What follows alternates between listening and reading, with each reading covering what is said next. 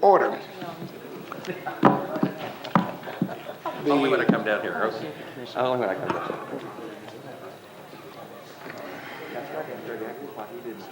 First item on the agenda is Resolution 1053, Stein and Hunt.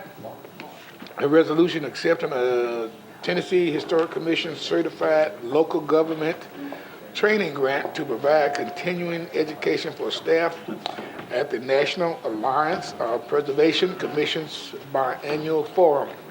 And we do have a letter from the sponsor. Is there a motion? Questions? All in favor? Aye. Okay. 1053 is approved.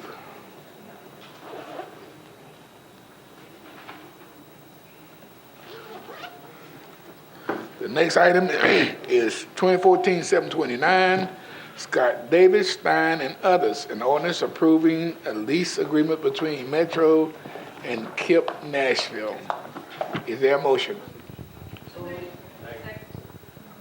Questions? All in favor? Okay. Councilman Glover. Do we have someone from the school board here?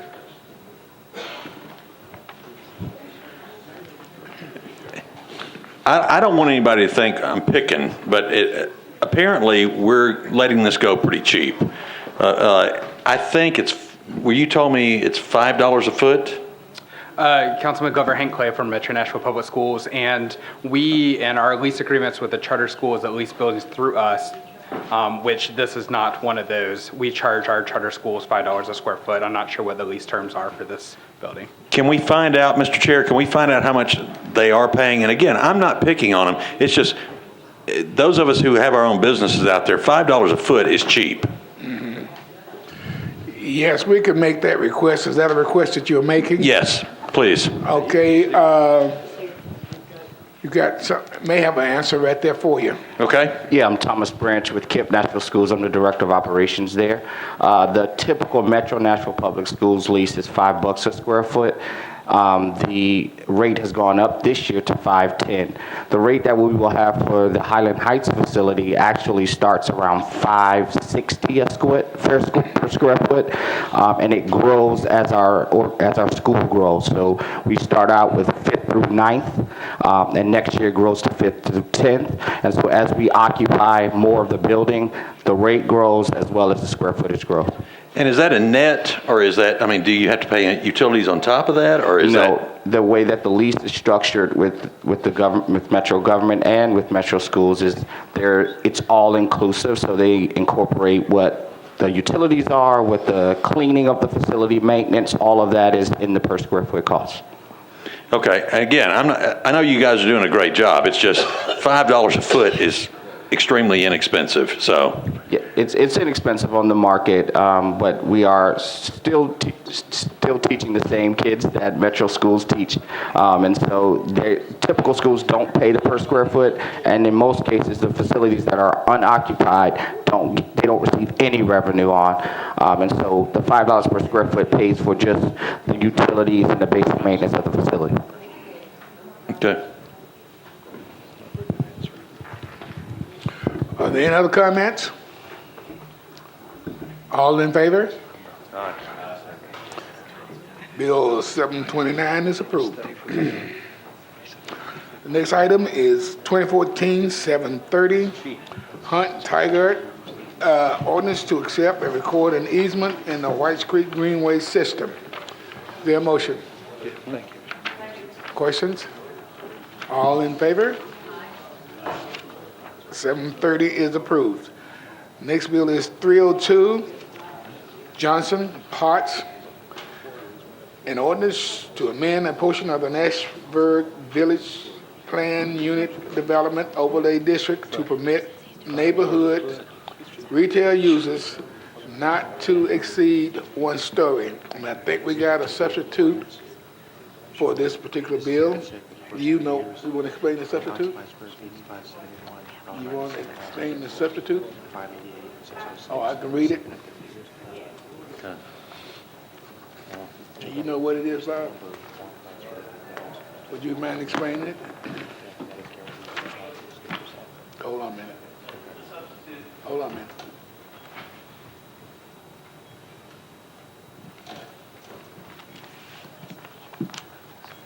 Are we going? Okay.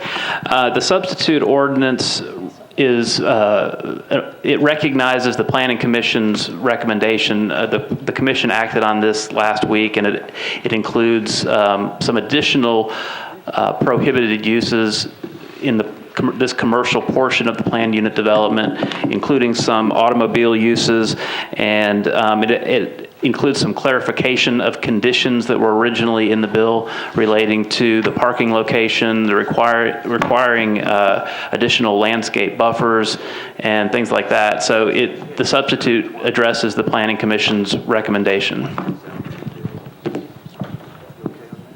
Okay, all in favor of the substitute? Just a minute, okay. Second? Questions? Okay, Councilman Davis? Okay, hold on a minute.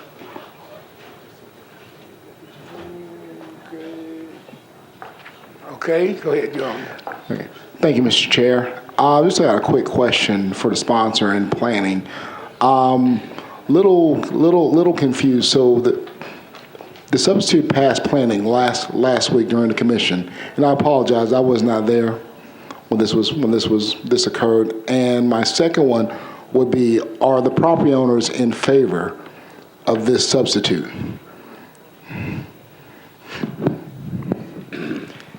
No. They are not in favor because it has the height restriction, and the Planning Commission passed unanimously the height restriction. Okay. Any other questions? Just a quick statement. I'm kind of worried a little bit and about, most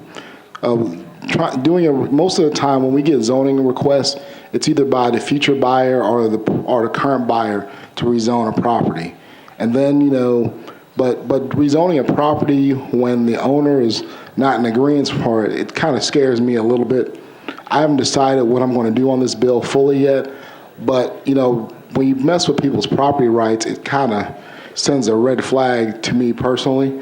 And, I'd like to be recorded as the extension on this vote for this bill. Any other comments? Hold on a minute. Council Lady Allen?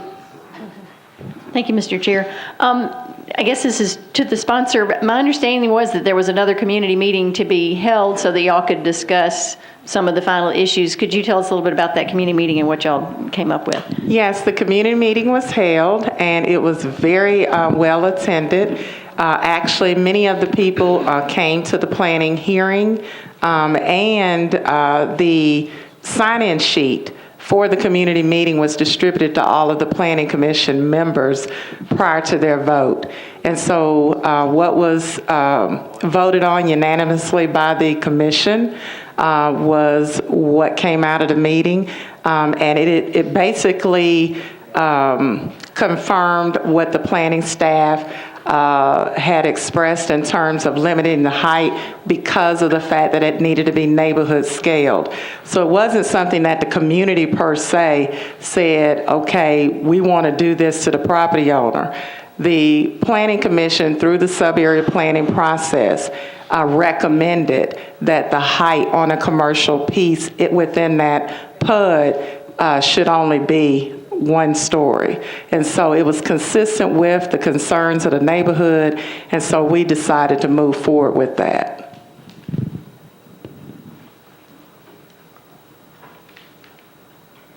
Councilman Glover? Council Lady Johnson, aren't other buildings around this 2 stories high? There are no buildings around this. Not of a commercial nature, no. But of a residential nature. That's residential, but this particular part of the PUD is commercial, so it doesn't apply to residential. You can't make a commercial piece mirror what is a residential, from our understanding. So They what- have to comply with the commercial. And so what did the owner, I mean, what are we, if we pass this, what are we going to do to their pocketbook? It has to be, I don't know, it has to be comparable to all other commercial parcels surrounding the PUD. And currently, all commercial parcels are 1 story. They bought that with that knowledge, and that's just the way it is. It wasn't there, they just recently bought it. So they should have done their due diligence before purchasing that particular part of the PUD. So let me ask you this question then. If this was 6 months ago, could they have built a 2-story building there? No. No. They could not. No, sir. Okay, thanks. Any other comments? All in favor of the substitute? Is there a motion? Sorry. Is there a motion for the substitute? Okay, all in favor? Aye. Substitute passed. Now we're back on the bill as substituted. All in favor, is there a motion for that? All in favor? Aye. The bill is passed as substitute. To sustain, okay.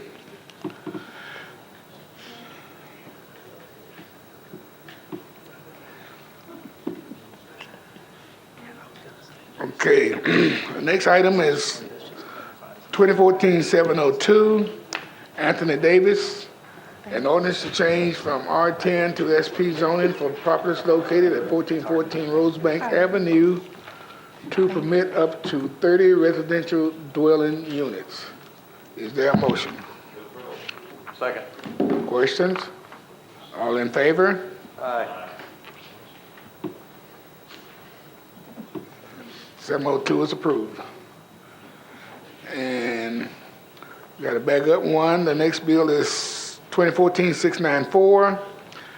Sponsors Gilmore. An ordinance to change from IR to MUN-A zoning for properties located at 1318, 1322, and 1326 6th Avenue North. Is there a motion? Questions? All in favor? 694 is approved. The next item is 2014-703. Western Home, an ordinance to apply the provisions of the Eastwood Neighborhood Conservation Overlay District to various properties located in the east of Gallatin Avenue. Is there a motion? Second. Questions? All in favor? 703 is approved. The next item is 2014-704. Lancaster Allen, an ordinance to amend the One City Specific Plan District to permit temporary improvements, permit additional uses not currently permitted, and increase the maximum building height. Is there a motion? Move. Questions? All in favor? Aye.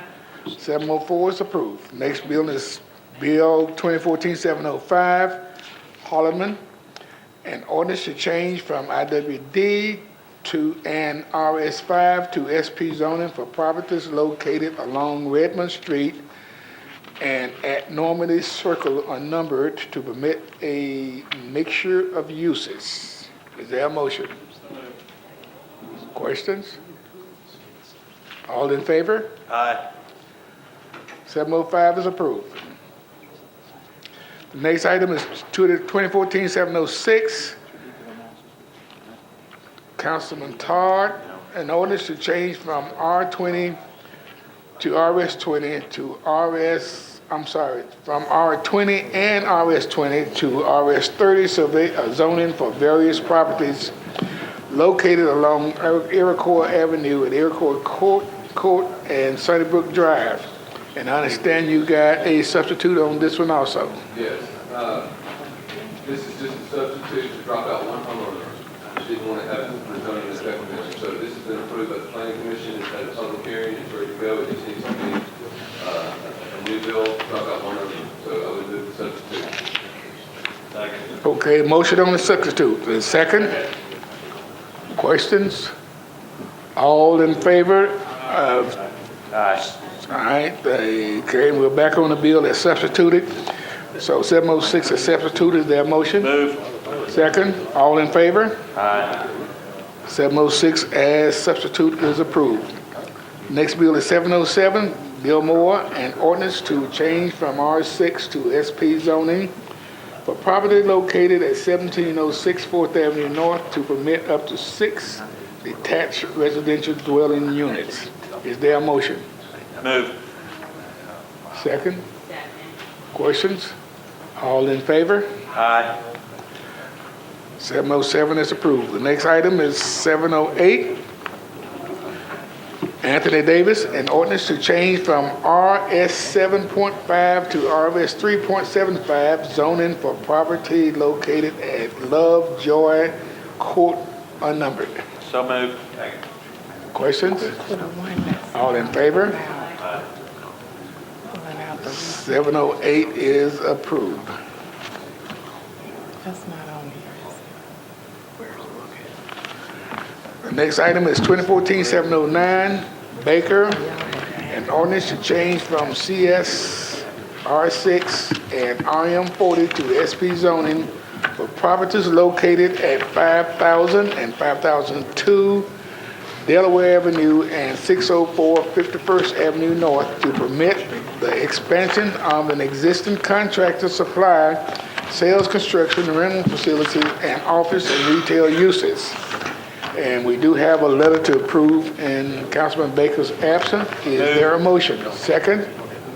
All in favor? Aye. 709 is approved.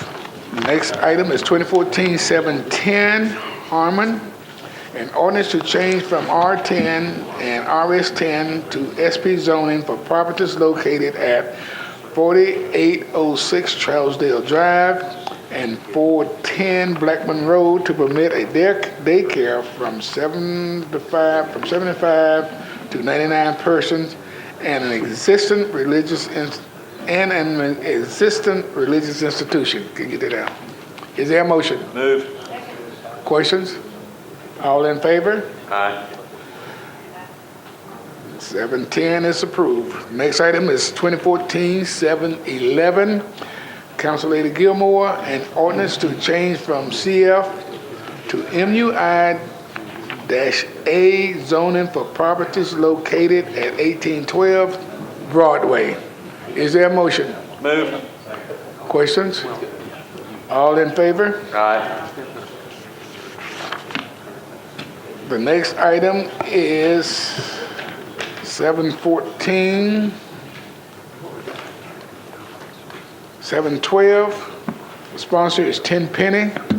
An ordinance to change from RS 7.5 to MUL zoning for a portion of 2 properties located at 319 Harrison Street and Harrison Street unnumbered. Is there a motion? Move. Questions? All in favor? Aye. 712 is approved. The next item is 2014-713. Scott Davis, an ordinance to change from RS5 to RM15-A zoning for various properties located along the south side of East Trinity Lane. Is there a motion? Move. Questions? All in favor? Aye. 2014-713 is approved. The next item is 2014-714. The sponsor is Hunt, Westerholm, and Allen. An ordinance amending the zoning code pertaining to providing bicycle parking. And I understand there is a substitute. Second. Okay, is there any questions on the substitute? All in favor? Aye. Okay, we're back on the bill as substitute.